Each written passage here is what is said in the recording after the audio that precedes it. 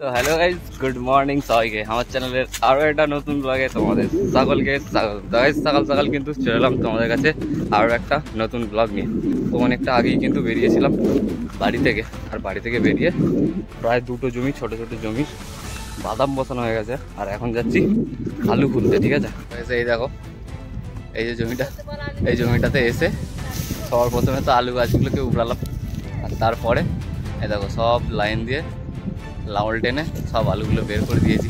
ঠিক আছে, বাপরে গাইস কি অবস্থা, মানে এত রোদ, এই রোদেতে আবারও চলে এসেছি মাঠে। 10টার সময় বাড়িতে গিয়েছিলাম, আর বাড়িতে গিয়ে খাওয়া দাওয়া করেছি, মুড়ি আর আলুর তরকারি দিয়ে মুড়ি খেয়ে নিয়েছি। তো খেয়ে নিয়ে চলে এসেছিলাম মাঠেতে।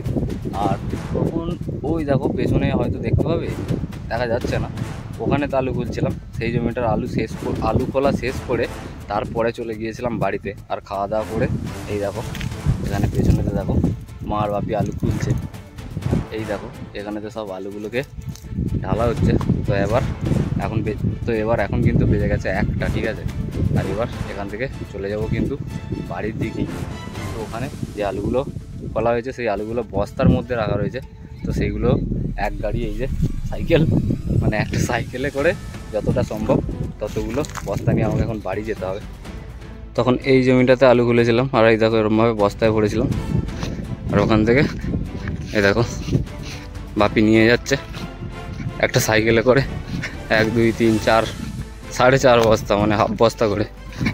আর আমি এইরকমভাবে কাঁধের কোদালটা নিয়ে যাচ্ছি এখন বাড়ির দিকে।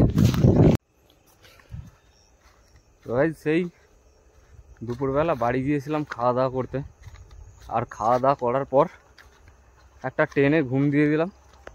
আর ঘুম থেকে উঠে পড়তে হয় 4টের সময়, তারপরে মাঠে আসি। কিন্তু আজকে একটু বেশি ঘুমিয়ে পড়েছিলাম। আর দেখো সেই 5টার সময় মাঠে এসেছিলাম, আর এখন বেজে গেছে 7টা। ঠিক আছে, দেখো চারিদিক পুরো অন্ধকার। বাপি এখনও পর্যন্ত জমিতে বাদামের জন্য এখনও কানি কাটছে। ঠিক আছে, আর আমি এখন কানি কাটছিলাম, একটুখানি আলু খোলা বাকি ছিল, তো আলুটা খুলে কানি টানছিলাম।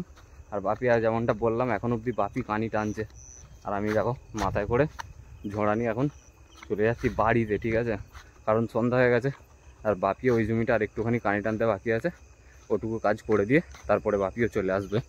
আর এখন চারিদিকের অবস্থা দেখো, পুরো অন্ধকার হয়ে গেছে। আর আমাদের মাঠের রাস্তা দিয়ে দেখো ভটভটি যাচ্ছে আলু তোলার জন্য। এই দেখো এখানে আলুর বস্তা আছে, এরকম চারিদিকে অনেক আলুর বস্তা আছে। যারা ব্যাপারীরা সব বিক্রি করেছে সেই সব আলু এরা ভটভটিতে করে বয়ে বয়ে নিয়ে গিয়ে আমাদের রামনারায়ণপুরে নিয়ে যাচ্ছে।